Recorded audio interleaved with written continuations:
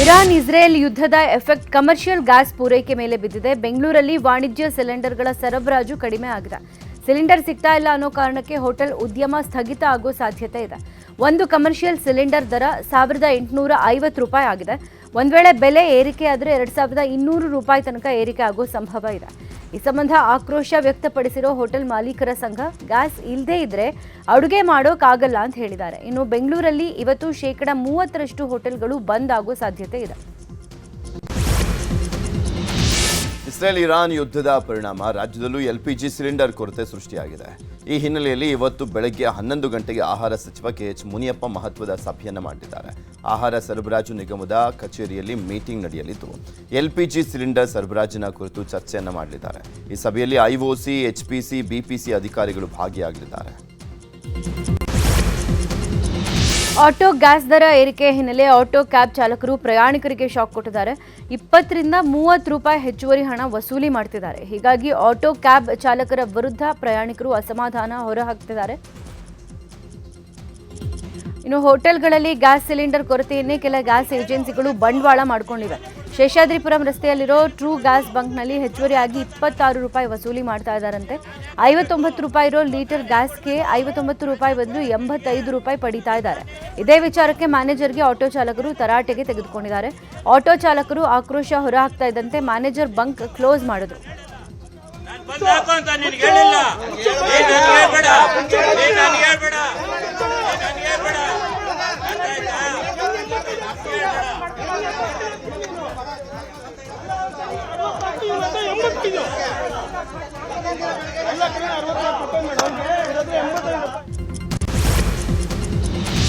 Iran, Israel, America ನಡುವಿನ ಯುದ್ಧದಿಂದಾಗಿ ಭಾರತದ coffee ಉದ್ಯಮಕ್ಕೂ ಭಾರಿ ಹೊಡೆತ ಬಿದ್ದಿದೆ. ಭಾರತದಿಂದ ಗಲ್ಫ್ ರಾಷ್ಟ್ರಕ್ಕೆ 35% ಕಾಫಿ ರಫ್ತಾಗುತ್ತೆ.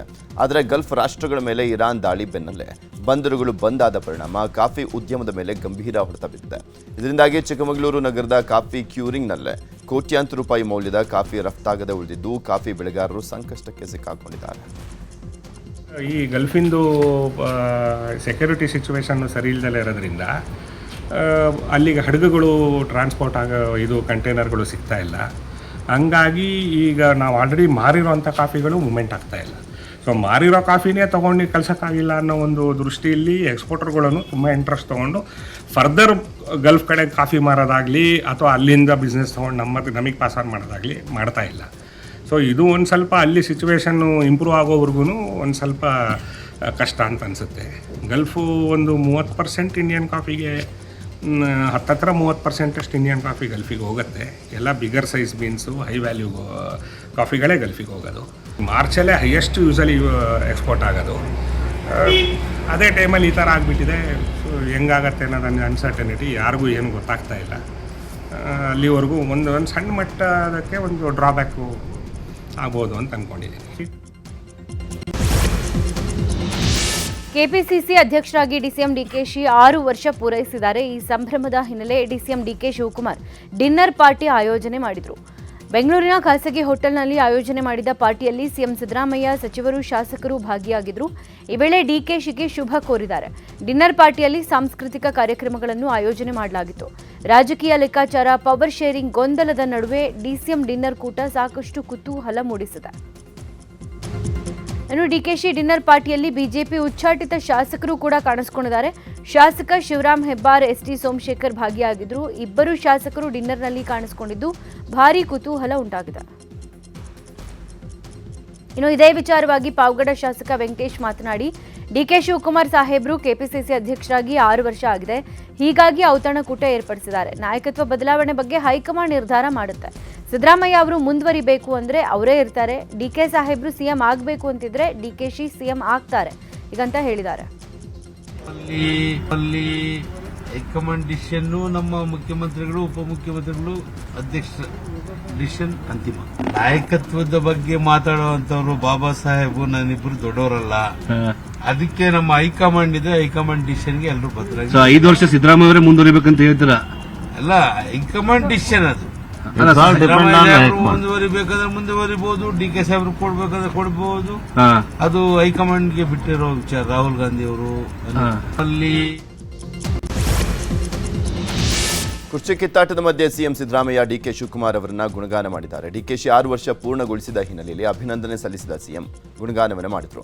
ನನಗಿಂತ ಕಿರಿಯರಾದ ಡಿಕೆ ಶಿವಕುಮಾರ್ ಅವರಿಗೆ ಉಜ್ವಲವಾದ ರಾಜಕೀಯ ಭವಿಷ್ಯವಿದೆ. ರಾಜ್ಯವನ್ನ ಸರ್ವ ಜನಾಂಗದ ಶಾಂತಿಯ ತೋಟವಾಗಿ ಮತ್ತೆ ಕಟ್ಟುವಲ್ಲಿ ಶಿವಕುಮಾರ್ ನನ್ನ ಹೆಗಲಿಗೆ ಹೆಗಲಾಗಿ ನಿಂತಿದ್ದಾರೆ ಅಂತ ಹಾಡಿ ಹೋಗಲಿದ್ದಾರೆ. ರಾಜ್ಯ ಕಾಂಗ್ರೆಸ್ನಲ್ಲಿ ನಾಯಕತ್ವದ ಬದಲಾವಣೆ ಬಡಿದಾಟ ಮತ್ತೆ ಜೋರಾಗಿದೆ. ಜೂನಿಯರ್ಗಳ ಪತ್ರ ಪಾಲಿಟಿಕ್ಸ್ ಬೆನ್ನಲ್ಲೇ ಸೀನಿಯರ್ಗಳು ಡಿನ್ನರ್ ಪಾಲಿಟಿಕ್ಸ್ಗೆ ಮುಂದಾಗಿದ್ದಾರೆ. ಸರ್ಕಾರ ಪಕ್ಷದಲ್ಲಿ ತಮ್ಮನ್ನ ಕಡೆಗಣಿಸಿರುವ ಹಿನ್ನೆಲೆ ನಾಳೆ ಸಂಜೆ 30ಕ್ಕೂ ಹೆಚ್ಚು ಶಾಸಕರು ಸಭೆ ನಡೆಸೋಕೆ ಸಜ್ಜಾಗಿದ್ದಾರೆ. ಹಿರಿಯ ಶಾಸಕರ ಪತ್ರ ಮಾತಿಗೆ ಸಚಿವರು ಮನ್ನಣೆ ನೀಡ್ತಾ ಇಲ್ವಂತೆ. ಈ ಸಂಬಂಧ ಸಿಎಲ್ಪಿಯಲ್ಲೇ ಬಹಿರಂಗವಾಗಿ ಅಸಮಾಧಾನ ಹೊರಹಾಕಿದ್ರು ಕ್ಯಾರೆ ಅಂತಿಲ್ಲ. ಹೀಗಾಗಿ ಸಿಎಂ ಹೈಕಮಾಂಡ್ ಮೇಲೆ ಒತ್ತಡ ಹೇರೋ ಬಗ್ಗೆ ಚರ್ಚೆ ನಡೆಸಲಿದ್ದಾರೆ. ಅಲ್ಲದೆ ನಾಯಕತ್ವ ಬಿಕ್ಕಟ್ಟಿಗೆ ತೆರೆ ಎಳೆಯುವಂತೆ ಹೈಕಮಾಂಡ್ ನಾಯಕರ ಭೇಟಿಗೂ ಪ್ಲಾನ್ ಮಾಡಲಿದ್ದಾರೆ. ಡಿಸಿಎಂ ಡಿಕೆ ಶಿವಕುಮಾರ್ಗೆ ಶೀಘ್ರವೇ ಹೈಕಮಾಂಡ್ ನಾಯಕರು ಸಿಎಂ ಸ್ಥಾನ ನೀಡಲಿ ಅಂತ ಕೋಲಾರ ಜಿಲ್ಲೆ ಕಿಸಾನ್ ಕಾಂಗ್ರೆಸ್ ವಿಭಾಗದ ಜಿಲ್ಲಾಧ್ಯಕ್ಷ ಮುರಳೀಗೌಡ ಒತ್ತಾಯವನ್ನು ಮಾಡಿದ್ದಾರೆ. ಈ ಬಗ್ಗೆ ಮಾತನಾಡಿರುವಂತವರು ಡಿಕೆ ಶಿವಕುಮಾರ್ ಕೆಪಿಸಿಸಿ ಅಧ್ಯಕ್ಷರಾಗಿ 6 ವರ್ಷ ಪೂರೈಸಿದ್ದಾರೆ. ರಾಷ್ಟ್ರ ಮಟ್ಟದಲ್ಲಿ ಡಿಕೆ ಶಿವಕುಮಾರ್ ಟ್ರಬಲ್ ಶೂಟರ್ ಎಂಬ ಬಿರುದು ಈಗ ಆಲ್ರೆಡಿ ಇದೆ. ಮುಂದೆ ರಾಜ್ಯದಲ್ಲಿ ಬಲಿಷ್ಠವಾಗಿ ಪಕ್ಷ ಕಟ್ಟಬೇಕಿರುವಂಥ ನಿಟ್ಟಿನಲ್ಲಿ ಡಿಸಿಎಂ ಡಿಕೆ ಶಿವಕುಮಾರ್ ಅವರನ್ನ ಸಿಎಂ ಮಾಡಬೇಕಿದೆ ಅಂತ ಹೇಳಿದ್ದಾರೆ. ಕಾಂಗ್ರೆಸ್ ಸರ್ಕಾರವನ್ನು ತರುವುದರಲ್ಲಿ ಅವರು ಪ್ರಪ್ರಥಮ ಬಾರಿಗೆ ತುಂಬ ಕಷ್ಟಪಟ್ಟು ಓಡಾಡಿದ್ದಾರೆ. ನಮ್ಮ ಇಡೀ ಕರ್ನಾಟಕ ರಾಜ್ಯದಲ್ಲಿ ಪ್ರತಿ ಜಿಲ್ಲೆ ಪ್ರತಿ ತಾಲೂಕಲ್ಲಿ ಅವರು ಓಡಾಡಿ ಪ್ರತಿಯೊಂದು ಇದರಲ್ಲೂ ಇದು ಮಾಡಿಸ್ಕೊಂಡು ಅವರು ಓಟ್ ಹಾಕಿಸಿ ನಮ್ಮ ಕಾಂಗ್ರೆಸ್ ಸರ್ಕಾರ ತರೋದಕ್ಕೆ ತುಂಬ ಶ್ರಮ ವಹಿಸಿದ್ದಾರೆ. ಸಿಎಂ ಆಗ್ತಾರೆ, ಸಿಎಂ ಆಗಲೇಬೇಕು. ನಮ್ಮ ಕೋಲಾರ ಜಿಲ್ಲೆಯ ಜನತೆ ಪರವಾಗಿ ನಾನು ಕೇಳ್ಕೊತಾ ಇದ್ದೀನಿ. AICC ಮುಖಂಡರಲ್ಲಿ ನಾನು ಆಲ್ರೆಡಿ ಮನವಿ ಮಾಡಿದ್ದೀನಿ. ಡಿಕೆ ಶಿವಕುಮಾರ್ ಸಾಹೇಬರಿಗೆ ಸಿಎಂ ಕೊಡಲೇಬೇಕು ಅಂತ, ಸಿಎಂ ಪಟ್ಟ ಕೊಡಲೇಬೇಕು ಅಂತ ನಾವು ಕೇಳ್ಕೊತೀವಿ. DCM ಮಾಡಿದ್ದಾರೆ, ಈಗ ಅವ್ರನ್ನ ಸಿಎಂ ಮಾಡಲೇಬೇಕು ಅಂತ ಹೇಳ್ಬಿಟ್ಟು ನಾವು ಎಲ್ಲ ಕೋಲಾರ ಮತ್ತು ಕರ್ನಾಟಕ ಜನತೆ ಪರವಾಗಿ ಒಕ್ಕೊರಲಾಗಿ ಕೇಳ್ಕೊತಾ ಇದ್ವಿ, ಅವ್ರು ಸಿಎಂ ಮಾಡಲೇಬೇಕು ಅಂತ. ಎಸ್ಸಿ ಒಳ ಮೀಸಲಾತಿ ಕಗ್ಗಂಟು ನಿವಾರಣೆಗೆ ಸರ್ಕಾರ ಇನ್ನಿಲ್ಲದ ಸರ್ಕಸ್ ಮಾಡ್ತಾ ಇದೆ. ಈ ಕುರಿತು ವಿಧಾನಸೌಧ ಸಿಎಂ ಕಚೇರಿಯಲ್ಲಿ ಮಹತ್ವದ ಸಭೆ ನಡೆಸಲಾಗಿದೆ. ಈ ವೇಳೆ ಮಾರ್ಚ್ 27ನೇ ತಾರೀಕು ವಿಶೇಷ ಸಚಿವ ಸಂಪುಟ ಸಭೆ ಕರೆಯೋಕೆ ತೀರ್ಮಾನ ಮಾಡಲಾಗಿದೆ. ಅವತ್ತೇ ಅಂತಿಮ ತೀರ್ಮಾನ ಹೊರಬೀಳಲಿದೆ. ಅಲ್ಲಿವರೆಗೆ ಯಾವುದೇ ನೇಮಕಾತಿ ನಡೆಸದಿರೋಕೆ ಸಿಎಂ ನಿರ್ಧರಿಸಿದ್ದಾರೆ ಅಂತ ಹೇಳಲಾಗ್ತಾ ಇದೆ. ಎಸ್ಸಿ ಒಳ ಮೀಸಲಾತಿ ಬಗ್ಗೆ ಮಾತನಾಡಿದ ಆಹಾರ ಸಚಿವ KH ಮುನಿಯಪ್ಪ, ಒಳ ಮೀಸಲಾತಿ ಜಾರಿಗೆ ಸರ್ಕಾರ ಬದ್ಧವಾಗಿದೆ. ಎಡ ಮತ್ತು ಬಲ ಸಮುದಾಯಗಳಿಗೆ ಸರಿಸಮವಾಗಿ ಒಳ ಮೀಸಲಾತಿ ಹಂಚಿಕೆ ಆಗಲಿದೆ ಎಂದರು. ಇದೇ ವೇಳೆ ಮಾತನಾಡಿದ ಸಚಿವ RB ತಿಮ್ಮಾಪುರ್, ದಲಿತ ಪರ ಸಂಘಟನೆಗಳು 27ರವರೆಗೆ ತಾಳ್ಮೆ ವಹಿಸಬೇಕು ಅಂತ ಮನವಿ ಮಾಡಿಕೊಂಡಿದ್ದಾರೆ. 56,000 ಆಗಲಿ ಅಥವಾ ಮಾಡಬೇಕಂತಿರುವ ಪೊಲೀಸ್ ಇಲಾಖೆ 8,000 ಆಗಲಿ ಅಥವಾ ಯಾವುದೇ ಒಂದು ಬರುವಂಥದ್ರಲ್ಲಿ ಕೂಡ ಒಳ ಮೀಸಲಾತಿಯನ್ನು ಅನುಸರಿಸಬೇಕು ಅನ್ನೋ ವಿಷಯವನ್ನು ಹೇಳಿದಾಗ ಸನ್ಮಾನ್ಯ ಮಹದೇವಪ್ಪನವರು ಕೂಡ ನಮ್ಮ ಜೊತೆಯಲ್ಲಿ ಅಲ್ಲಿ ಕೂತಿದ್ದರು. ನಮ್ದು ಯಾವ ಥರವಾದ ಅಭ್ಯಂತರನೂ ಇಲ್ಲ ಅಂಥೇಳಿ ಅವರು ಕೂಡ ಧ್ವನಿಗೂಡಿಸಿದರು. ಆದರೆ ಮುಖ್ಯಮಂತ್ರಿಗಳು ರಿಪ್ಲೈ ಮಾಡೋವರೆಗೂ ನಾನು ಬಿಸಿ ಇದ್ದೇನೆ. 25-26 ರಿಪ್ಲೈ ಆದಮೇಲೆ 27ನೇ ತಾರೀಕು ನಾವು ವಿಶೇಷವಾದ ಕ್ಯಾಬಿನೆಟನ್ನು ಕರೆದು ಈ ಸಂಪೂರ್ಣವಾಗಿ ಈ ಒಳ ಮೀಸಲಾತಿ ವಿಷಯವನ್ನು ತೀರ್ಮಾನ ಮಾಡೋಣ ಅಂತೇಳಿ ಒಂದು ಆದೇಶವನ್ನು ಚೀಫ್ ಸೆಕ್ರೆಟರಿ ಅವರು ಉಪಸ್ಥಿತಿ ಇದ್ದರು. ಅವರಿಗೆ ಇದನ್ನು ಡೈರೆಕ್ಷನ್ಸ್ ಕೊಟ್ಟಿದ್ದಾರೆ. ಅನೌನ್ಸ್ ಮಾಡಿರುವ ಎಸ್ಸಿ ಒಳ ಮೀಸಲಾತಿ ವಿಚಾರವನ್ನೇ ಬಿಜೆಪಿ ಹೊಸ ಅಸ್ತ್ರವನ್ನಾಗಿಸಿಕೊಂಡು ಹೋರಾಟಕ್ಕೆ ಸಜ್ಜಾಗಿದೆ. ಒಳ ಮೀಸಲಾತಿ ಜಾರಿಗೆ ಆಗ್ರಹಿಸಿ ಮಾರ್ಚ್ 22ರಿಂದ ಚಿತ್ರದುರ್ಗದಿಂದ ಬೆಂಗಳೂರಿನವರೆಗೆ ಪಾದಯಾತ್ರೆ ಮಾಡಲಿಕ್ಕೆ ತೀರ್ಮಾನ ಮಾಡಲಾಗಿದೆ. ಖಾಸಗಿ ಹೋಟೆಲ್ನಲ್ಲಿ ಬಿಜೆಪಿ ರಾಜ್ಯಾಧ್ಯಕ್ಷ BY ವಿಜೇಂದ್ರ ನೇತೃತ್ವದಲ್ಲಿ ಸಭೆ ನಡೆಸಿ ನಿರ್ಧಾರವನ್ನು ಮಾಡಲಾಗಿದೆ. ವಿಪಕ್ಷ ನಾಯಕ ಆರ್ ಅಶೋಕ್, ಉಪನಾಯಕ ಅರವಿಂದ್ ಬೆಲ್ಲದ್ ಮತ್ತು ವಿಧಾನ ಪರಿಷತ್ ವಿಪಕ್ಷ ನಾಯಕ ಚಲವಾದಿ ನಾರಾಯಣಸ್ವಾಮಿ ಸೇರಿದಂತೆ ಹಲವು ಮುಖಂಡರು ಸಭೆಯಲ್ಲಿ ಭಾಗಿಯಾಗಿದ್ದರು. ಬಜೆಟ್ ಅಧಿವೇಶನವನ್ನೇ ಬಿಜೆಪಿ ಅಸ್ತ್ರವಾಗಿ ಬಳಸಿಕೊಳ್ಳೋಕೆ ಮುಂದಾಗಿದೆ. ಬಜೆಟ್ನಲ್ಲಿ ಕಾಂಗ್ರೆಸ್ ಸರ್ಕಾರ ಏನೂ ಕೊಟ್ಟಿಲ್ಲ ಅನ್ನೋದನ್ನ ಜನರಿಗೆ ತಿಳಿಸೋಕೆ ಪ್ಲಾನ್ ಮಾಡಿದೆ. ಅದಕ್ಕಾಗಿ ಸದನದಲ್ಲಿ ಒಗ್ಗಟ್ಟಿನಿಂದ ಧ್ವನಿ ಎತ್ತುವಂತೆ ಶಾಸಕರು, ಪರಿಷತ್ ಸದಸ್ಯರಿಗೆ ಬಿಜೆಪಿ ನಾಯಕರು ಸೂಚನೆ ಕೊಟ್ಟಿದ್ದಾರೆ. ಬಜೆಟ್ ಮೂಲಕ ಸರ್ಕಾರ ಮಾಡಿರೋ ಸಾಲ, ಇದೇ ಸಾಲದಿಂದ ಮುಂದಾಗೋ ಪರಿಣಾಮ ಹಾಗೂ ಕೇಂದ್ರ ಸರ್ಕಾರದ ಯೋಜನೆ, ಗುರಿ, ಅನುದಾನಗಳ ಬಗ್ಗೆ ಎಳೆಯಾಗಿ ಬಿಚ್ಚಿಡೋದ್ರ ಮೂಲಕ ಕಾಂಗ್ರೆಸ್ ಬಾಯಿ ಮುಚ್ಚಿಸಬೇಕು ಅಂತ ಸೂಚನೆ ಕೊಡಲಾಗಿದೆ. ಸರ್ಕಾರದ ಯಾವುದೇ ದಾಳಿಗೆ ಸಿಲುಕದೆ ಒಟ್ಟಾಗಿ ಸರ್ಕಾರವನ್ನ ಇಕ್ಕಟ್ಟಿಗೆ ಸಿಲುಕಿಸುವ ತಂತ್ರ ರೂಪಿಸಿದೆ. ವಿವಿಧ ಬೇಡಿಕೆಗಳ ಈಡೇರಿಕೆಗೆ ಒತ್ತಾಯಿಸಿ ಇಂದು ಕರೆ ನೀಡಲಾಗಿದ್ದಂಥ ವೈದ್ಯರ ಮುಷ್ಕರವನ್ನು ತಾತ್ಕಾಲಿಕವಾಗಿ ಮುಂದೂಡಲಾಗಿದೆ. ಆರೋಗ್ಯ ಸಚಿವ ದಿನೇಶ್ ಗುಂಡೂರಾವ್ ಜೊತೆ ನಡೆದಂಥ ಸಭೆಯಲ್ಲಿ 15 ಬೇಡಿಕೆಯಲ್ಲಿ 13 ಬೇಡಿಕೆ ಈಡೇರಿಕೆಗೆ ಒಪ್ಪಿಗೆಯನ್ನ ಸೂಚನೆಯನ್ನ ಕೊಡಲಾಗಿದೆ.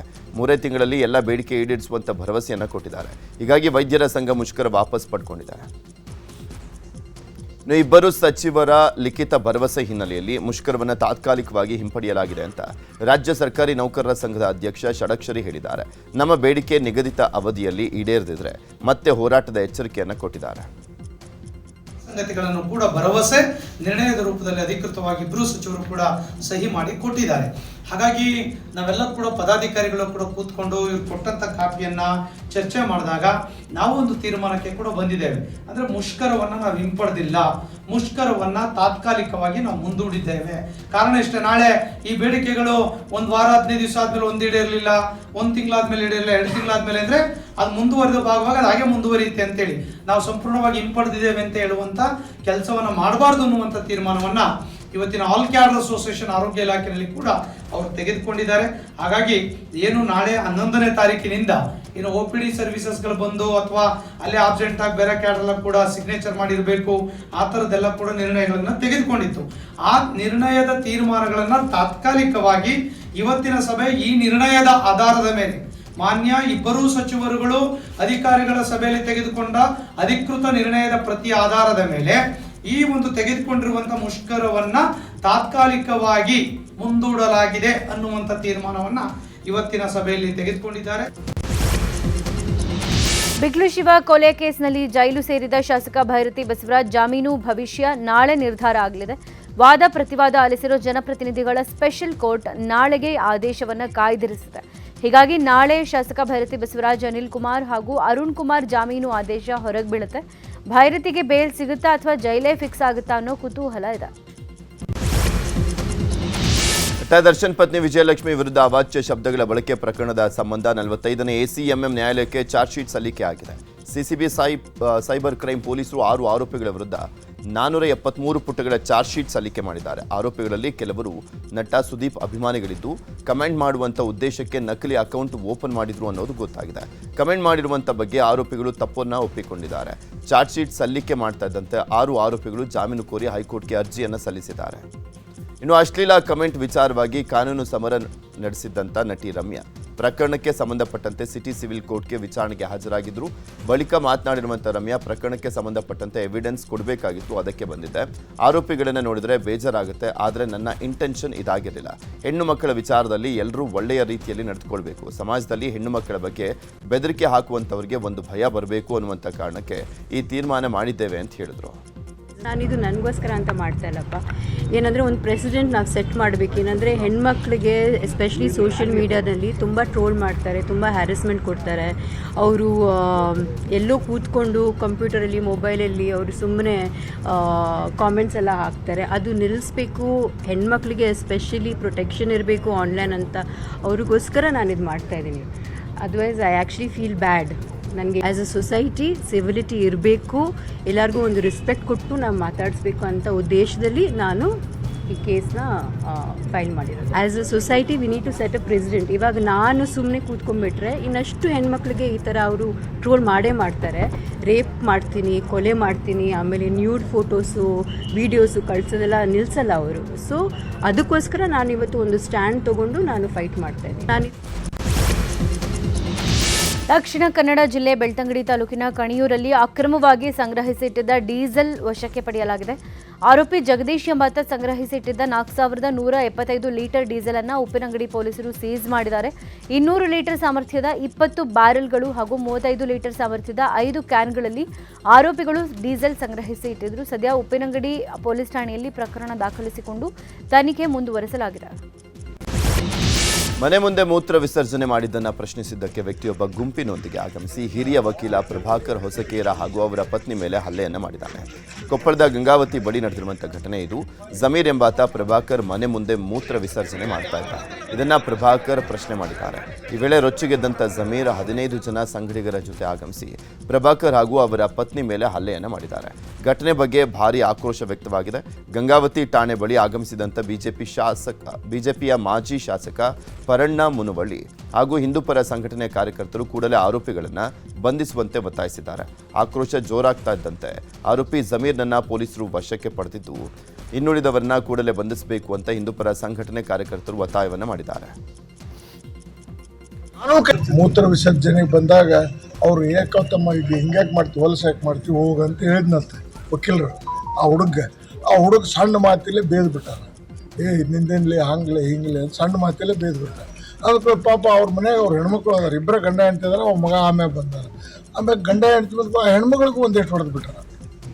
ಹಿಂಗಾದ್ರೆ ವಕೀಲರಿಗೆ ಹೊಡೆದಾರ, ಪ್ರಭಾಕರ್ ವಕೀಲರಿಗೆ, ಜೊತೆಗೆ ಅವ್ರ ಹೆಣ್ಮಕ್ಳಿಗೆ ಹೊಡೆದು ಬಿಟ್ರು. ಹಿಂಗಾದ್ರೆ ಕಾನೂನು ಎಲ್ಲಿತ್ತಿಲ್ಲಿ?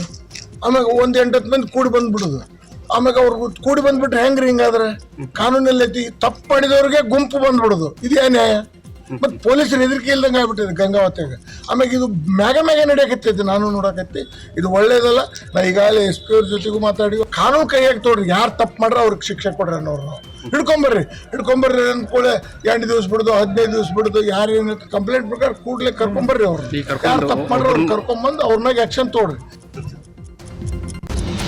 ಕುಡಿದ ಅಮಲಲ್ಲಿ ವಾಹನ ಚಲಾಯಿಸಿ ಗೂಡ್ಸ್ ವಾಹನ ಚಾಲಕ ರಸ್ತೆ ಬದಿಯ ಕಾಂಪೌಂಡ್ಗೆ ಡಿಕ್ಕಿ ಹೊಡೆದಿದ್ದಾನೆ. ನಗರದ ಓಕಳಿಪುರಂನ ಲೂಲು ಮಾಲ್ ಬಳಿ ಘಟನೆ ನಡೆದಿದೆ. ಕಾಂಪೌಂಡ್ಗೆ ಗೂಡ್ಸ್ ಡಿಕ್ಕಿ ಆಗ್ತಾ ಇದ್ದಂತೆ ಗೂಡ್ಸ್ ವಾಹನಕ್ಕೆ ಹಿಂಬದಿಯಿಂದ ಕಾರು ಡಿಕ್ಕಿ ಹೊಡೆದಿದೆ. ಘಟನೆಯಲ್ಲಿ ಕಾರು ಮತ್ತು ಗೂಡ್ಸ್ ವಾಹನ ಜಖಂ ಆಗಿವೆ. ಗೂಡ್ಸ್ ವಾಹನ ಚಾಲಕ ಕುಡಿದು ವಾಹನ ಚಲಾಯಿಸಿರೋ ಶಂಕೆ ವ್ಯಕ್ತವಾಗಿದ್ದು, ಅಪಘಾತ ಆಗ್ತಾ ಇದ್ದ ಹಾಗೆ ಸ್ಥಳೀಯರು ಪೊಲೀಸರಿಗೆ ಮಾಹಿತಿಯನ್ನು ಕೊಟ್ಟಿದ್ದಾರೆ. ಪೊಲೀಸರು ತನಿಖೆ ಕೈಗೊಂಡಿದ್ದಾರೆ. ಬಸ್ನಲ್ಲಿ ಸಂಚರಿಸುತ್ತಿದ್ದಾಗ ಬ್ಯಾಗ್ನಲ್ಲಿದ್ದಂಥ ಚಿನ್ನಾಭರಣ ಎಗರಿಸಿದ್ದಂಥ ಅಂತಾರಾಜ್ಯ ಆರೋಪಿಯನ್ನು ಮಂಗಳೂರಿನ ಬಂಟ್ವಾಳ ಪೊಲೀಸರು ಬಂಧಿಸಿದ್ದಾರೆ. ಮಧ್ಯಪ್ರದೇಶದ ದಾರಾ ಜಿಲ್ಲೆಯ ಸಮದ್ ಖಾನ್ ಬಂಧಿತ ಆರೋಪಿ 2025 ನವೆಂಬರ್ 19ರಂದು ಬಂಟ್ವಾಳದಲ್ಲಿ ಸುಮಾರು 170ರಿಂದ 180 ಗ್ರಾಂ ಚಿನ್ನಾಭರಣ ಕದ್ದು ಎಸ್ಕೇಪ್ ಆಗಿದ್ದ. ಈ ಬಗ್ಗೆ ಬಂಟ್ವಾಳ ನಗರ ಪೊಲೀಸ್ ಠಾಣೆಯಲ್ಲಿ ಪ್ರಕರಣ ದಾಖಲಾಗಿದ್ದು, ಇದೀಗ ಆರೋಪಿ ಬಂಧಿಸಿದ್ದಾರೆ. ಬಂಧಿತನಿಂದ 20 ಲಕ್ಷ ಮೌಲ್ಯದ ಚಿನ್ನಾಭರಣ ವಶಕ್ಕೆ ಪಡೆಯಲಾಗಿದೆ. ದೇವಸ್ಥಾನಕ್ಕೆ ಹೋಗೋ ವಿಚಾರಕ್ಕೆ ದಲಿತರಿಗೆ ಸವರ್ಣೀಯರಿಂದ ಅಡ್ಡಿ ಆರೋಪ ಹಾಗೂ ಕಲ್ಲು ತೂರಾಟ ವಿಚಾರಕ್ಕೆ ಸಂಬಂಧಪಟ್ಟಂತೆ ಚಿಕ್ಕಬಳ್ಳಾಪುರದ ಗೌರಿಬಿದನೂರು ತಾಲೂಕಿನ ಉಚ್ಚೋದನಹಳ್ಳಿ ಗ್ರಾಮಸ್ಥರು ಈ ಆರೋಪವನ್ನು ತಳ್ಳಹಾಕಿದ್ದಾರೆ. ನಮ್ಮ ಗ್ರಾಮದಲ್ಲಿ ಯಾವುದೇ ತೊಂದರೆ ಇಲ್ಲ, ಕೆಲವರು ಇಲ್ಲ ಸಲ್ಲದ ಗೊಂದಲ ಸೃಷ್ಟಿ ಮಾಡ್ತಿದ್ದಾರೆ. ದೇವಸ್ಥಾನದ ಗರ್ಭಗುಡಿಯೊಳಗೆ ಪ್ರವೇಶ ಮಾಡಿದ್ದಕ್ಕೆ ಎಲ್ಲರೂ ವಿರೋಧ ಮಾಡಿರೋದು. ಗರ್ಭಗುಡಿಯೊಳಗೆ ಬ್ರಾಹ್ಮಣರು ಬಿಟ್ಟರೆ ಯಾರಿಗೂ ಅವಕಾಶ ಇರೋದಿಲ್ಲ. ಆದರೆ ಕೆಲವರು ಗರ್ಭಗುಡಿ ಪ್ರವೇಶ ಮಾಡಿ ಗಲಾಟೆ ಸೃಷ್ಟಿ ಮಾಡೋಕೆ ಈ ರೀತಿ ಮಾಡಿದ್ದಾರೆ ಅಂತ ಗ್ರಾಮಸ್ಥರು ಆರೋಪ ಪಡಿಸಿದ್ದಾರೆ. ಗರ್ಭದ ಗುಡಿ ಒಳಗಡೆ ಮೂರ್ತಿಗೆ ನೀರು ಹಾಕ್ಬಿಟ್ಟು, ಸೀರೆ ಉಟ್ಟು, ಒಂದು ಹಣೆಗೆ ಕುಂಕುಮ ಇಕ್ಬಿಟ್ಟು ದೇವಿನ ಪವಿತ್ರತೆಯನ್ನು ಅಪವಿತ್ರತೆ ಮಾಡಿದ್ದಾರೆ. ಅದಕ್ಕೆ ನಾವು ಕ್ವಶನ್ ಮಾಡ್ತಾ ಇದ್ದೀವಿ. ಯಾರಿಗೂ ನೀನು ನಿರ್ಬಂಧ ಇಲ್ಲ, ಯಾರಾದರೂ ಹೋಗ್ಬೋದು, ಕಾನೂನು ಎಲ್ಲರಿಗೂ ಒಬ್ಬರೇ. ಆದರೆ ನಾವು ಯಾವತ್ತೂ ನಾವು ಕ್ವಶನ್ ಮಾಡಲಿಲ್ಲ, ಯಾರಿಗೂ ಒಬ್ರಿಗೂ ಒಂದು ಏಟು ಹಾಕಿಲ್ಲ. ಆದರೆ ಬೇರೆ ನ್ಯೂಸಲ್ಲೆಲ್ಲ ಕಲ್ಲು ತೂರಾಟ ನಡೆದಿದೆ ಅಂತಿದ್ದಾರೆ. ಊರಿನ ಅರಿವು ಬಗ್ಗೆ ಅವ್ರು ಮೂಡಿಸಿ ಹೋಗಿದ್ದಾರೆ, ಶಾಂತಿ ಸಭೆ ಮಾಡಿದ್ದಾರೆ. ಆದರೆ ನಾವು ಒಂದೇ ಸರಿ ಹೇಳೋದು, ಆ ಮೂರ್ತಿಯ ಅಪವಿತ್ರತೆ ಮಾಡಿರೋ ವ್ಯಕ್ತಿಗಳಿಗೆ ಯಾವ ಥರ ನೀವು ಶಿಕ್ಷೆ ಕೊಡ್ತೀರಂತ ನಾವು ನಿಮ್ಮಲ್ಲಿ ಕೇಳ್ಕೊತಾ ಇದ್ದೀವಿ. ಅಷ್ಟು ಬಿಟ್ಟರೆ ಇನ್ನೇನು ಇಲ್ಲ. ಕೇರಳಕ್ಕೆ ಅಕ್ರಮವಾಗಿ ಬಿಳಿಕಲ್ಲು ಸಾಗಣೆ ಮಾಡ್ತಾ ಇದ್ದಂಥ ಲಾರಿಯನ್ನು ಗಣಿ ಹಾಗೂ ಭೂವಿಜ್ಞಾನ ಇಲಾಖೆ ಅಧಿಕಾರಿಗಳು ವಶಕ್ಕೆ ಪಡೆದಿದ್ದಾರೆ. ಚಾಮರಾಜನಗರ ಜಿಲ್ಲೆ ಗುಂಡ್ಲುಪೇಟೆಯಲ್ಲಿ ಈ ಘಟನೆ ನಡೆದಿದೆ. ಪರವಾನಗಿ ಇಲ್ಲದೆ ಅಕ್ರಮವಾಗಿ ಬಿಳಿಕಲ್ಲು ಸಾಗಾಟ ಮಾಡಲಾಗ್ತದೆ ಅನ್ನುವಂಥ ದೂರುಗಳು ಬಂದಿದ್ವು. ಈ ಹಿನ್ನೆಲೆಯಲ್ಲಿ ಲಾರಿ ವಶಪಡಿಸಿಕೊಂಡಿದ್ದು, ಲಾರಿ ಮಾಲೀಕನಿಗೆ 67,000 ರೂಪಾಯಿ ದಂಡವನ್ನು ಹಾಕಲಾಗಿದೆ. ಯಾವುದೇ ಸುರಕ್ಷಿತ ಕ್ರಮವಿಲ್ಲದೆ ಕಲ್ಲಿನ ಕ್ವಾರಿಯಲ್ಲಿ ಕಲ್ಲು ಸ್ಫೋಟಿಸಿರುವ ಘಟನೆ ಉತ್ತರ ಕನ್ನಡ ಜಿಲ್ಲೆಯ ಹಳಿಯಾಳದಲ್ಲಿ ನಡೆದಿದೆ. ಹಳಿಯಾಳ ಧಾರವಾಡ ರಾಜ್ಯ ಹೆದ್ದಾರಿಯಲ್ಲಿರುವ ಕಲ್ಲು ಕ್ವಾರಿಯಲ್ಲಿ ಸ್ಫೋಟ ಮಾಡಲಾಗಿದೆ. ಸ್ಫೋಟದಿಂದ ಅಕ್ಕಪಕ್ಕದ ಹೊಲದಲ್ಲಿದ್ದ ದನದ ಕೊಟ್ಟಿಗೆ ಕಲ್ಲುಗಳು ಬಿದ್ದಿವೆ. ಅಪಾರ ಪ್ರಮಾಣದ ಸ್ಫೋಟಕಗಳನ್ನು ಬಳಸಿರೋ ಆರೋಪ ಕೇಳಿಬಂದಿದೆ. ಕೋಲಾರ ಜಿಲ್ಲೆಯ ಮಾಲೂರು ನಗರದಲ್ಲಿ ಫ್ಲೈಓವರ್ ಜಟಾಪಟಿ ಶುರುವಾಗಿದೆ. ಮಾಲೂರು ನಗರದಲ್ಲಿ ಟ್ರಾಫಿಕ್ ಸಮಸ್ಯೆ ಮಿತಿ ಮೀರಿದೆ. ಹೀಗಾಗಿ ಮುಖ್ಯ ರಸ್ತೆಯಲ್ಲಿ 3 ಕಿಲೋಮೀಟರ್ ಮಾರ್ಗದಲ್ಲಿ 700 ಕೋಟಿ ವೆಚ್ಚದಲ್ಲಿ ದ್ವಿಪಥ ಮಾರ್ಗದ ಫ್ಲೈಓವರ್ ನಿರ್ಮಾಣಕ್ಕೆ ಶಾಸಕ KY ನಂಜೇಗೌಡ ಮುಂದಾಗಿದ್ದಾರೆ. ಆದರೆ ಫ್ಲೈಓವರ್ ಕಾಮಗಾರಿಗೆ ಭಾರಿ ವಿರೋಧ ವ್ಯಕ್ತವಾಗ್ತಾ ಇದೆ. ಇದೊಂದು ಅವೈಜ್ಞಾನಿಕ ಕಾಮಗಾರಿ ಅಂತ ವಿರೋಧವನ್ನು ವ್ಯಕ್ತಪಡಿಸ್ತಾ ಇದ್ದಾರೆ. ಫ್ಲೈಓವರ್ ಮಾಡಬೇಕು ಅಂತ ಹೇಳ್ತಾರೆ. ಫ್ಲೈಓವರ್ ಎಲ್ಲಾಗ್ತದೆ? ಇವಾಗ ಇಲ್ಲಿ ಸ್ಟಾರ್ಟ್ ಆಗ್ತದೆ, ಏನೋ ಜುಲು ಮಾಲ್ ಹತ್ರ ಸ್ವಲ್ಪ ಈ ಕಡೆಯಿಂದ ಸ್ಟಾರ್ಟ್ ಆಗ್ತದೆ, ಡೌನ್ ಎಲ್ಲಾಗ್ತದೆ, ಜೂನಿಯರ್ ಕಾಲೇಜ್ ಹತ್ರ ಹೋಗಿ ಡೌನ್ ಆಗಿಬಿಡ್ತದೆ. ಮತ್ತು ಟ್ರಾಫಿಕ್ ಸಮಸ್ಯೆ ಎಲ್ಲಿ ಸಾಲ್ವ್ ಆಗ್ತದೆ? ಟ್ರಾಫಿಕ್ ಇದಾಗ್ತದೆ, ಜಾಮ್ ಆಗ್ತಾ ಇರೋದು. ಎಲ್ಲಿ ಜಾಮ್ ಆಗ್ತಾ ಇರೋದು? ರೈಲ್ವೆ ಬ್ರಿಡ್ಜ್ ಹತ್ರ ಜಾಮ್ ಆಗ್ತಾ ಇರೋದು. ಆ ಬ್ರಿಡ್ಜಿನ ಅಗಲ ಮಾಡಬೇಕು. ಆ ಬ್ರಿಡ್ಜಿನ ಅಗಲ ಮಾಡೋಂಥ ಇದಕ್ಕೆ ಬಂದು ಹೋಗಲ್ಲ. ಕಾಮಗಾರಿಗಳು ಮಾಡೋಂಥದ್ದು ದುಡ್ಡು ಹೊಡೆಯೋಂಥ ಪ್ರೋಗ್ರಾಮ್ಗಳು ಮಾಡಿಕೊಂಡು ಟ್ರಾಫಿಕ್ ಸಮಸ್ಯೆ ಬಗೆಹರಿಸ್ಬಿಡ್ತೀರಿ. ಇದೆಲ್ಲ ನಿಯತ್ತಾಗಿ ಕರೆಕ್ಟಾಗಿ ನೀವು ಟ್ರಾಫಿಕ್ ಸಮಸ್ಯೆ ಇದ್ರಲ್ಲಿ ಮಾಲೂರು ಟೌನಲ್ಲಿ ಇತ್ಯರ್ಥ ಮಾಡಬೇಕಂದ್ರೆ ಫಸ್ಟು ಬ್ರಿಡ್ಜು ಅಗಲ ಮಾಡಿರಿ. ಇದು ಸುಮ್ಮನೆ ಕಟ್ಟಡ ಕಟ್ಟಿಬಿಡ್ತಾರೆ, ಏನೋ ಫ್ಲೈಓವರು ಆ ಕಡೆ ಈ ಕಡೆ ಬಿಸ್ನೆಸ್ಸು ಸತ್ತೋಗ್ತದೆ. ಇದು ಫ್ಲೈಓವರ್ ಬೇಕಾಗಿಲ್ಲ, ರಸ್ತೆ ಅಗಲೀಕರಣ ಮಾಡ್ತೀರಾ. ಈಗ ಆ ಕಡೆ ಫ್ಲೈಓವರ್ ಮಾಡಿ. ಉತ್ತರ ಕನ್ನಡ ಜಿಲ್ಲೆಯ ಹೊನ್ನಾವರ ಶರಾವತಿ ಪಂಪ್ ಸ್ಟೋರೇಜ್ ಯೋಜನೆಗೆ ಮತ್ತೆ ಮಠಾಧೀಶರು ಹೋರಾಟಕ್ಕೆ ಮುಂದಾಗಿದ್ದಾರೆ. ಈ ಬಗ್ಗೆ ಹೊನ್ನಾವರದಲ್ಲಿ ನಡೆದಿದ್ದ ಹೋರಾಟ ಸಭೆಯಲ್ಲಿ ಸಚಿವ ಮಂಕಾಳ ವೈದ್ಯ ವಿರೋಧ ವ್ಯಕ್ತಪಡಿಸಿದರು. ಸಾಮಾಜಿಕ ಮಾಧ್ಯಮದಲ್ಲಿ ನನ್ನ ಬಗ್ಗೆ ಸುಳ್ಳು ಮಾಹಿತಿ ಕೊಡಲಾಗ್ತಾ ಇದೆ, ನಕಲಿ ಖಾತೆಯ ಮೂಲಕ ತೇಜೋವಧೆ ಮಾಡಲಾಗಿತ್ತು, ಯಾವುದೇ ಕಾರಣಕ್ಕೂ ಪಂಪ್ ಸ್ಟೋರೇಜ್ ಯೋಜನೆಗೆ ತನ್ನ ಬೆಂಬಲ ಇಲ್ಲ ಅಂತ ಸಚಿವ ಮಂಕಾಳ ವೈದ್ಯ ಆಕ್ರೋಶ ವ್ಯಕ್ತಪಡಿಸಿದ್ದಾರೆ. ಐತಿಹಾಸಿಕ ಲಕ್ಕುಂಡಿ ಗ್ರಾಮದಲ್ಲಿ ಸಿಕ್ಕ ನಿಧಿ ರಹಸ್ಯ ಕೊನೆಗೂ ಬಯಲಾಗಿದೆ. 500ರಿಂದ 600 ವರ್ಷಗಳ ಹಳೆಯ ಚಿನ್ನ ಅಂತ ಸರ್ಕಾರ ರಚನೆ ಮಾಡಿದಂಥ ತಜ್ಞರು ಅಭಿಪ್ರಾಯವನ್ನು ಪಟ್ಟಿದ್ದಾರೆ.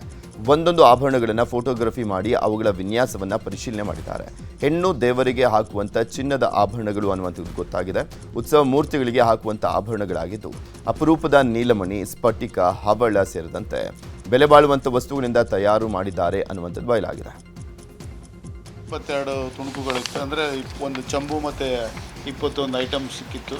ಸೊ ಇದನ್ನು ನಾವು ಆವತ್ತಿನ ದಿನ ನಮ್ಮ ಸ್ಟೇಟ್ ಆರ್ಕಿಯಾಲಜಿ ಮತ್ತು ASI ಅವರಿಂದನೂ ಚೆಕ್ ಮಾಡಿಸಿ ನಮ್ಮ ಟ್ರೆಷರಿಯಲ್ಲಿ ಇಟ್ಟಿದ್ವಿ. ಸೊ ಇದರದ್ದು ನಿಖರತೆ ಅಂದರೆ ಎಷ್ಟು ಟೈಮ್ ಹಳೆಯದು, ಏನು ಎತ್ತ ಅನ್ನೋದು, ಯಾವ ಕಾಲದ್ದು ಅನ್ನೋದನ್ನು ಕಂಡುಹಿಡ್ಕೊಳ್ಳೋಕ್ಕೆ ಸರ್ಕಾರದಿಂದ ಒಂದು ಸಮಿತಿಯನ್ನು, ಎಕ್ಸ್ಪರ್ಟ್ ಸಮಿತಿಯನ್ನು ರಚಿಸಿದರು. ಆ ಎಕ್ಸ್ಪರ್ಟ್ ಸಮಿತಿ ಇವತ್ತು ನಮ್ಮ ಜಿಲ್ಲೆಗೆ ಬಂದು ಇವತ್ತು ಆ ಎಲ್ಲ ವಸ್ತುಗಳನ್ನು ಪರಿಶೀಲನೆ ಮಾಡಿ ಒಂದು ಅಭಿಪ್ರಾಯ ಕೊಡ್ತಾ ಇದ್ದಾರೆ. ನಮ್ಮೆಲ್ಲರ ಅಭಿಪ್ರಾಯವನ್ನು ಸೇರಿಸಿ ಒಂದು ಹೇಳಿಕೆ ಕೊಡುವಂತೆ ನಮ್ಮನ್ನು ಸರ್ಕಾರ ನಿಯಮಿಸಿದೆ. ಅದಕ್ಕಾಗಿ ನಾವು ಮತ್ತು ನಮ್ಮ ಸಮಿತಿಯ ಎಲ್ಲರೂ ಕೃತಜ್ಞತೆಗಳನ್ನು ಅರ್ಪಿಸ್ತೇವೆ. ಸುಮಾರು 4-5 ಗಂಟೆಗಳ ಕಾಲ ಆ ನಿಧಿಯ ಎಲ್ಲ ಆಭರಣಗಳನ್ನು ನಾವು ಪರಿಶೀಲಿಸಿದೆವು. ಅದರ ಆಕಾರ, ಅದರ ವಿನ್ಯಾಸ, ಅದರ ರೂಪರೇಷೆಗಳು, ಅದನ್ನು ಮಾಡಿದ ವಿಧಾನ ಮತ್ತು ಅವುಗಳಿಗೂ ಮತ್ತು ಸಾಮಾನ್ಯವಾಗಿ ನಮ್ಮ ಸಂಪ್ರದಾಯದಲ್ಲಿ ಅಥವಾ ನಮ್ಮ ಸಂಸ್ಕೃತಿಯಲ್ಲಿ ಕಾಣಬರುವಂತಹ ಶಿಲ್ಪಗಳ ಆಭರಣಗಳ ವಿನ್ಯಾಸಗಳು ಇವು ಎಲ್ಲವನ್ನು ಪರಿಶೀಲಿಸಿ ನಾವು ನಮ್ಮ ಅಭಿಪ್ರಾಯಗಳನ್ನು ನಾವು ವ್ಯಕ್ತಪಡಿಸಿದ್ದೇವೆ. ಬೆಂಗಳೂರು ದಕ್ಷಿಣ ಜಿಲ್ಲೆಯ ಚನ್ನಪಟ್ಟಣದಲ್ಲಿ ಜಿಲ್ಲಾ ಗ್ಯಾರಂಟಿ ಸಮಿತಿ ಅಧ್ಯಕ್ಷ ಕೆ ರಾಜು ಪ್ರಗತಿ ಪರಿಶೀಲನಾ ಸಭೆ ನಡೆಸಿದರು. ತಾಲೂಕು ಪಂಚಾಯತ್ ಸಭಾಂಗಣದಲ್ಲೇ ಗೃಹಲಕ್ಷ್ಮಿ ಯೋಜನೆ ಕುರಿತು ಅಂಗನವಾಡಿ ಕಾರ್ಯಕರ್ತರ ಜೊತೆಗೆ ಚರ್ಚೆ ನಡೆಸಿದರು. ಸಾವನ್ನಪ್ಪಿರೋ ಮಹಿಳೆಯರ ಮಾಹಿತಿಯನ್ನು ಈ ಕೂಡಲೇ ಕಲೆ ಹಾಕಿ ಮಾಹಿತಿ ಕೊಡಬೇಕು ಅಂತ ಸಭೆಯಲ್ಲಿ ಸೂಚನೆ ಕೊಟ್ಟಿದ್ದಾರೆ. ಚಿತ್ರದುರ್ಗ ಜಿಲ್ಲೆ ಮೊಳಕಾಲ್ಮೂರು ತಾಲೂಕಿನ ಹನುಮನಗುಡ್ಡ ಗ್ರಾಮಸ್ಥರು ಕುಡಿಯುವ ನೀರಿಗಾಗಿ ಸಂಕಷ್ಟ ಅನುಭವಿಸುವಂತಾಗಿತ್ತು. ಈ ಬಗ್ಗೆ ನ್ಯೂಸ್ 18 ವರದಿ ಪ್ರಸಾರ ಮಾಡಿದ ಬೆನ್ನಲ್ಲೇ ಎಚ್ಚೆತ್ತಂತ ಗ್ರಾಮ ಪಂಚಾಯಿತಿ ಅಧಿಕಾರಿಗಳು ಗ್ರಾಮಕ್ಕೆ ಭೇಟಿ ನೀಡಿ ಬೋರ್ವೆಲ್ ಮೋಟಾರ್ ಪಂಪ್ ವ್ಯವಸ್ಥೆಯನ್ನು ಮಾಡಿದ್ದಾರೆ. ಜಲಜೀವನ್ ಮಿಷನ್ ನಲ್ಲಿಗಳ ಮೂಲಕ ಗ್ರಾಮಕ್ಕೆ ನೀರು ಸರಬರಾಜನ್ನ ಮಾಡಲಾಗ್ತಾ ಇದೆ. ದ್ರಾಕ್ಷರಸ ಮಂಡಳಿಯ ಅಧ್ಯಕ್ಷ ಡಾಕ್ಟರ್ ಯೋಗೀಶ್ ಬಾಬು ಅಧಿಕಾರಿಗಳನ್ನು ಕಳಿಸಿ ಕುಡಿಯುವ ನೀರಿನ ವ್ಯವಸ್ಥೆಯನ್ನು ಮಾಡಿಸಿದ್ದಾರೆ. ಗ್ರಾಮೀಣ ಕುಡಿಯುವ ನೀರು ಮತ್ತು ನೈರ್ಮಲ್ಯ ಯೋಜನೆಯ ಎಕ್ಸಿಕ್ಯೂಟಿವ್ ಇಂಜಿನಿಯರ್ ಆಗಿರ್ತಕ್ಕಂಥ ಅಮರನಾಥ್ ಜೈನ್ ಅವರಿಗೆ ಕರೆ ಮಾಡಿ ಆಗಲೇ ತಕ್ಷಣಕ್ಕೇ AWA ಅವರು ವಿಲಾಸ್ ಅವರಿಗೆ ಒಂದು ಫೋನ್ ಮೂಲಕ ಸಂದೇಶವನ್ನು ಕೊಡಿಸಿಬಿಟ್ಟು ಅಧಿಕಾರಿಗಳ ತಂಡವನ್ನು ನನಗೆ ಏನು ಮಾಧ್ಯಮದಲ್ಲಿ ವರದಿ ಬಂದ 2 ಗಂಟೆಗಳಲ್ಲಿ ಅಧಿಕಾರಿಗಳ ತಂಡ ಅಲ್ಲಿ ಹೋಗಿ ಇವತ್ತು ಕೆಲಸ ಮಾಡ್ತಿದೆ. ಇವತ್ತೇ ನೀರಿನ ಸಮಸ್ಯೆಯನ್ನು ಬಗೆಹರಿಸ್ತೀವಿ. ಮತ್ತು ಏನು ನೀರಿನ ಸಮಸ್ಯೆಯನ್ನು ನನ್ನ ಗಮನಕ್ಕೆ ತಂದು ನಮ್ಮ ಮೊಳಕಾಲ್ಮೂರು ಕ್ಷೇತ್ರದ ಹನುಮನಗುಡ್ಡ ಗ್ರಾಮದಲ್ಲಿ ನೀರಿನ ಸಮಸ್ಯೆ ಬಗೆಹರಿಲಿಕ್ಕೆ ಮಾಡಿರ್ತಕ್ಕಂಥ ನ್ಯೂಸ್ 18 ತಂಡದವರಿಗೆ ಮತ್ತು ಗ್ರಾಮೀಣ ಕುಡಿಯುವ ನೀರು ಮತ್ತು ನೈರ್ಮಲ್ಯ ಯೋಜನೆಯ ಜಿಲ್ಲಾ ಎಕ್ಸಿಕ್ಯೂಟಿವ್ ಇಂಜಿನಿಯರ್ ಆಗಿರ್ತಕ್ಕಂಥ ಅಮರನಾಥ್ ಜೈನ್ ಅವರಿಗೆ ಹಾಗೂ ವಿಲಾಸ್ರವರಿಗೆ ಮತ್ತು ಗ್ರಾಮ ಪಂಚಾಯತಿ PDO ಅವರ ಸಿಬ್ಬಂದಿಯವರಿಗೆ ನಾನು ಧನ್ಯವಾದಗಳನ್ನು ಸಲ್ಲಿಸ್ತೀನಿ. ಬೆಂಗಳೂರು ಹೊರವಲಯದ ಬನ್ನೇರುಘಟ್ಟ ಚಂಪಕಧಾಮ ಸ್ವಾಮಿ ಬ್ರಹ್ಮೋತ್ಸವ ವಿಜೃಂಭಣೆಯಿಂದ ಜರುಗಿದೆ. ಬ್ರಹ್ಮ ರಥೋತ್ಸವದ ಅಂಗವಾಗಿ ಶ್ರೀದೇವಿ ಭೂದೇವಿ ಸಮೇತ ಚಂಪಕಧಾಮ ಸ್ವಾಮಿ ಉತ್ಸವ ಮೂರ್ತಿ ಮೆರವಣಿಗೆ ಮಾಡಲಾಯಿತು. ರಥೋತ್ಸವದ ವೇಳೆ ಮಂಗಳಮುಖಿಯರಿಂದ ಬೆಗಳಮ್ಮ ಜಾತ್ರೆ ಮಾಡಲಾಗಿದೆ. ಜಾತ್ರೆಗೆ ಬೆಂಗಳೂರು ಸೇರಿದಂತೆ ನೆರೆ ರಾಜ್ಯಗಳಿಂದ ಮಂಗಳಮುಖಿಯರು ಆಗಮಿಸಿದರು. ಬರಿಗಾಲಿನಲ್ಲಿ ಚಂಡೆ ತಮಟೆ ತಾಳಕ್ಕೆ ಕುಣಿತಾ ಸಾಗಿ ಬೇಗಳಮ್ಮ ದೇವಸ್ಥಾನಕ್ಕೆ ತೆರಳಿ ಪೂಜೆ ನೆರವೇರಿಸಿದ್ದಾರೆ.